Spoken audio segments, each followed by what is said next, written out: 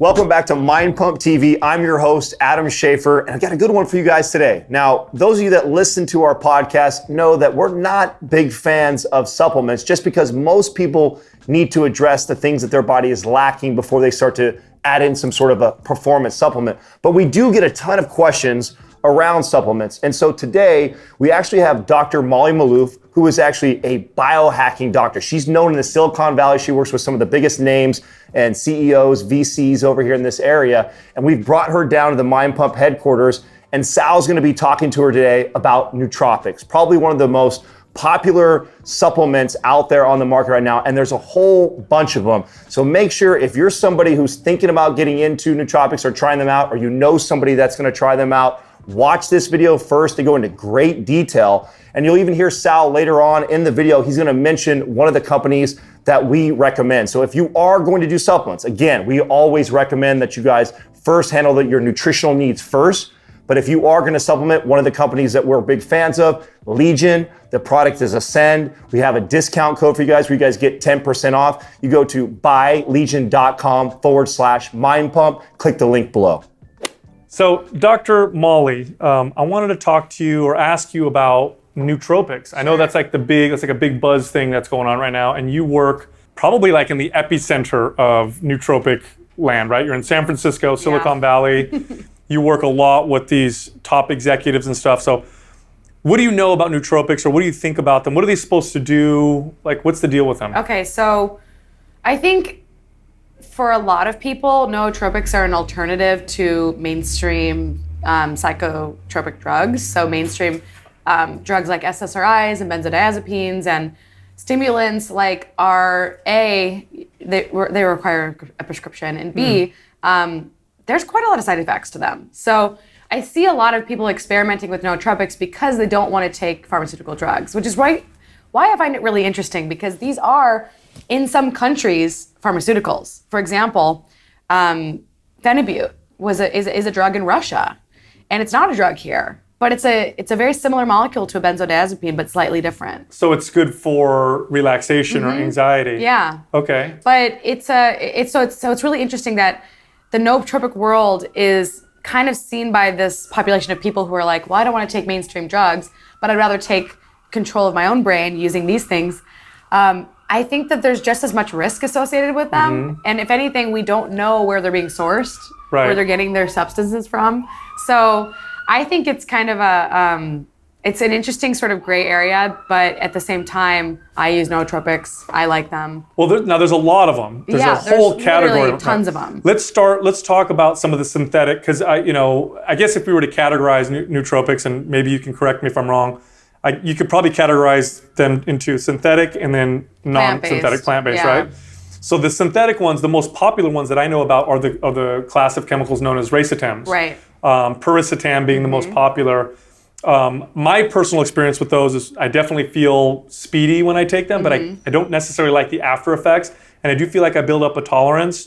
What is your experience with those drugs? I tried it a few times, and I never really noticed that much of an improvement in my cognition. And I also didn't really like the way I felt particularly. So it never really seemed to be a big draw to me. But I do know that Dave Asprey swears by them, which is interesting. And that's where I think it's important to realize that people have very unique, individualized responses to things. And so I read a bunch about racetams on the online forums and found that there was such a variety of responses. Some people were having great experiences, and some people were having really bad experiences. So I just started to think more systematically about my brain and thought, okay, there's a great book out there called The Mood Cure. Have you read this book? No. Okay, so it is basically a book on amino acid therapy for different mood disorders. Okay. And so they break down different complaints into different questions, and different sort of different neurotransmitter systems into different questions, different physiologic phenotypes. And so I noticed that for my brain, it seemed like I needed a bit of a boost in dopamine and a bit of a boost in acetylcholine. And so people tend to take racetams because of their effects on the acetylcholine pathway. But I personally have a better response with things like huperzine A and CDP choline, which is basically, CDP choline is like a supply, and then huperzine A is like acetylcholine esterase inhibitor, which is an enzyme that breaks down choline in the nerve terminal. Okay, so you're giving yourself more choline, and then I'm plugging the leak, and I'm also providing more. I'm turning the faucet on. And what is this pathway, or why is that so important in the brain? It's one of those global pathways that affects memory and cognition, and it's where people who have Alzheimer's disease have problems because they start having less acetylcholine produced over time, and it's also implicated in ADHD. So for someone like me, I really like that little boost I get. Yeah. So I'm not currently actually taking huperzine A right now. I kind of went off of it just to see if I could, how I would do without it. But I definitely notice an improvement when I take it. Interesting. You said something about dopamine, and I think I'm similar to you because when I take things that tend to raise dopamine, I tend to feel better. When I take other nootropics that are supposed to be relaxing, maybe increase GABA or other types of things, I don't get great effects necessarily. Like you mentioned Phenibut, did I say it? Phenibut. Yeah. I don't feel great from that. It makes me kind of sleepy and loopy. Yeah. I know other people who feel great. You talked about the Piracetam earlier. My co-hosts, if they take Piracetam, Aniracetam, I mean, you name it, they've tried them, headaches. They get terrible headaches every time they take them. Yeah. And I just don't. It's a pretty good sign. Yeah, it's a good sign that's probably not taken. What about some other natural ones? There's alpha GPC is one, Bacopa. Mucuna pruriens. Yes. So how do those work? And which ones are your favorites? Mucuna, I first tried in this drink from this company called Sun Potion that's named anandamide. And it's basically cacao, mucuna, tocos. I mean, it's a really lovely drink. It tastes quite good. But I just noticed, wow, I get like a nice general sort of kind of like a coffee feeling, but better. I mean, coffee is a great dopamine stimulant. Right. Which is something that I go off of like every year, at least for a few weeks. And it's always the worst weeks of the year. But like, I've got a friend who at the company Neurohacker, Daniel Schmackenberger, and he basically says that like, it'd be better for us to sort of resensitize our brain to caffeine as well, like here and there, just because of the adenosine receptor pathways that he believes basically will function better if you don't constantly flood them with coffee. I 100% agree. I go off coffee relatively regularly. I'd say every 3 months or so. And I notice way better effects. I need less of it. And the thing about a lot of substances is you get these benefits from them. Yeah. And taking more doesn't necessarily mean you get more benefits. It usually means you just get more side effects. And I noticed that with caffeine, like about 150 to 200 milligrams. I'm great. Once I start to bump it above that, I start to get the shaky, jittery feeling. I can have about 2 cups a day. Okay. But I'm also a fast metabolizer. So, and by the way, 2 cups is 2 cups of cold brew. So it's pretty strong. Pretty strong. Pretty strong stuff. Theanine is something I'll combine with caffeine. A lot of people do that. And I just feel a lot better from it as a result. So very interesting. So what about nootropic effects from diet? And nootropic basically just means improvements in cognitive function. Yeah. What about changing one's diet, like maybe increasing the amount of ketones? I've heard a lot of people say that improves their cognition. I definitely noticed somewhat of an improvement in my mental cognition when I was on the first few weeks of a ketogenic diet, because I just didn't have that sort of insulin response going on constantly, right? So if you find yourself really tired after meals, it could be a lot of different things. It could be food reactions. It could be insulin resistance, and it can help you hone in on whether or not that's the problem, or is it something in your diet you need to remove. So ketones are great, I'm sure, but like at the end of a month of ketogenic dieting, I felt really grossed out by fat. I just was like, I can't possibly live this way all the time. So are you planning on going in and out? I want to start doing it through fasting more, but then we can talk about like fasting's effect on metabolism, and I'm trying to figure out like what's the best route to doing this.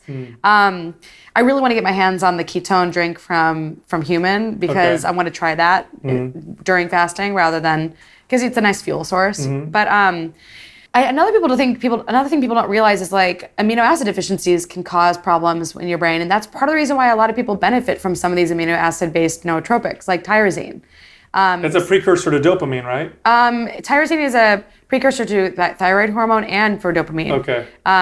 And you can take these precursors, and really what I like to do is test people using like a Genova Nutraval to see what their amino acids look like and find out, are they globally deficient in any area, or are there certain ones that they're really deficient in that they could see a boost in? Like I had a client who was only really deficient in taurine, and everything else was fairly okay. And so he was having issues with memory. And so we're testing him out with replacing taurine to see if that helps with his memory at all. Interesting. How does this test work? I've never heard of this before. It's called it's a micronutrient analysis through urine organic acids. He also was deficient in B12, which is another nootropic in some cases. Helps a lot of people with cognition. I see B12 deficiency really, really commonly in people with more of a vegetarian, vegan diet style. Even pescatarians can get it. Or if you just have methylation problems with your genetics, you can end up with B12 deficiency. Now, if someone's eating a higher protein diet, we have a lot of listeners and viewers who are into resistance training and building muscle. Is it less likely that they're going to have amino acid deficiencies because they're already consuming so many proteins? Yeah, it's way less likely. Okay, so it's more common in people who eat a lower protein diet. So this may be something you want to look at if you're, like you said, vegan or pescatarian. Exactly. Very interesting. Yeah, personally, I like the natural nootropics, alpha GPC. I like taking theanine with caffeine. Agmatine is another one that I've been using from a supplement called Ascend. Legion makes it, and I love the way it makes me feel. But it's more of that up, kind of like mild caffeine feel that I get from it. So here's a fun thing to think about. Like, have you ever had any experiences with nootropics where you accidentally took too much? Two times. One, I got that, like I had too much caffeine feeling where I felt shaky. Yeah. And then another time I actually got sleepy, which is very interesting. Yeah. So I don't know if I had too much bacopa in it, because I know that can make you feel kind of... I once took too much Shilajit, and I got like really wired at night. I was just like, this stuff is crazy. And it really only needed a tiny bit, and I took way too much. And I was like, I was like, I'll take a pea size. No, you went like a grain of rice size. Oh, wow. And I was like, this is powerful thing. This is some interesting stuff. Now that stuff that's like... It's more of like a tonic, an adaptogen. Yeah, and what is it exactly? It's this stuff that they scrape off rocks in Siberia. And it's like old decomposed matter for thousands of years or something. So I started putting that in my tonic drinks that I make, because I drank this tonic from Erewhon Market in LA, and I was like, oh, I can reproduce this at home, but I didn't have the recipe. So you put too much. So I kind of just put too much, and I was like, oops. Same thing happened to me when I did phenylethyl and the PEA. Oh no, I did too much of that. That made me go crazy. Yeah, I actually took too much of that, and I didn't sleep all night. Yeah, not great. It was a little bit too much. Where do you recommend people start if they want to start, experimenting with nootropics? I really recommend starting with the Mood Cure book and really figuring out which pathways you're having issues with, rather than just trying to like eyeball it or figure it out on your own. Like, read some books about how to understand how neurotransmitter systems work, because maybe you're low on GABA. And maybe Phenibut would help you deal with some of your anxiety. Like, I had a client last year who was really suffering from some serious problems with her gut health. And she's like, you know what, Molly? If I didn't have Phenibut at the time, I don't think I wouldn't have been able to get through this period in my life. She's like, it was really, really, really helpful. But it's really good to know that these things can sometimes be habit forming. So Phenibut is very similar to benzos, and benzos are very habit forming. So you have to be careful with how often you take them, and really try to figure out which system in your brain isn't working well, and then give it what it needs, rather than trying to give it everything.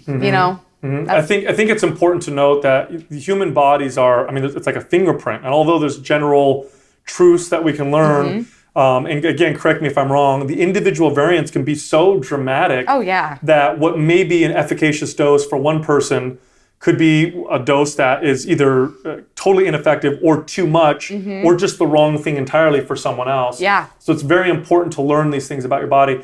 One other comment I'd like to make, and again, correct me if I'm wrong, but none of these things, no nootropic is going to replace proper diet, That's exercise, exactly what I wanted to say. I mean, like, if you don't have those baseline things, it's like you're growing a garden and the soil is depleted and you're pouring fertilizer all over it. Like, it's going to grow.